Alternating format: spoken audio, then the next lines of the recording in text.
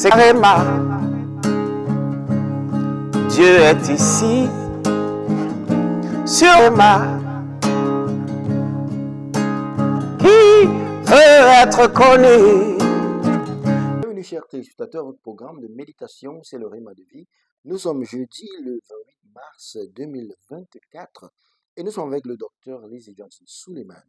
Par la grâce de Dieu, la lecture de la Bible, aujourd'hui nous lisons 2 Samuel, le chapitre 19 au chapitre 21. Le thème de cette méditation, c'est « Plus que serviteur, plus que ami ». Plus que serviteur, plus que ami. Le texte dit, Jésus lui dit, « Ne me touche pas, car je ne suis pas encore monté vers mon Père. Mais va trouver mes frères et dis-leur que je monte vers mon Père et votre Père, vers mon Père à votre Dieu. » Jean chapitre 20, le verset 17. Un jour, alors qu'il parlait à ses disciples, le Seigneur Jésus leur dit, « Vous êtes mes amis si vous faites tout ce que je vous commande. Désormais, je ne vous appelle plus serviteur, car le serviteur ne sait pas ce que fait son Seigneur. Mais je vous ai appelé amis, car tout ce que j'ai entendu de mon Père, je vous l'ai fait connaître. » Jean chapitre 15, le verset 14 et 15.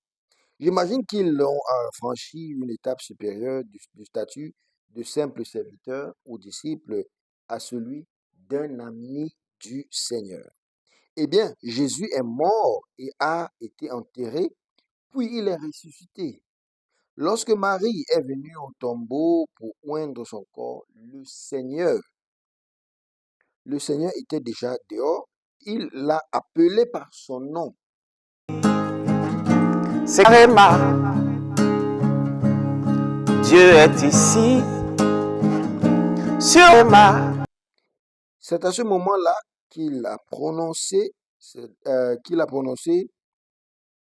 belles paroles dans le premier épître.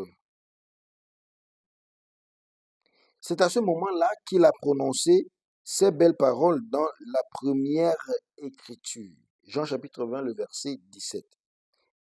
Laquelle, bien entendu, l'a-t-il appelé ses frères?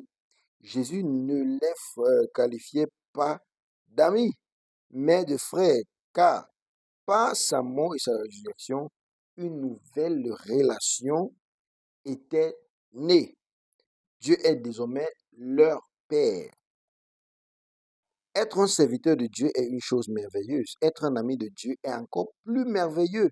Mais si vous êtes né de nouveau, vous êtes plus qu'un serviteur et plus qu'un ami. Vous êtes la véritable progéniture de Dieu, né avec sa nature. Vous êtes désormais héritier, co-héritier et frère de Jésus-Christ. Romains chapitre 8, le verset 17. Donc tenez-vous debout aujourd'hui en Christ parce que vous êtes maintenant l'enfant de Dieu. Jésus aime s'identifier à vous et il n'a pas de honte d'être appelé votre frère. Prions bien-aimés. La prière dit, mon Père, pendant que je prie, merci de faire de moi ton enfant et co-héritier de Jésus. Amen. C'est carrément, Dieu est ici, sur ma, qui veut être connu.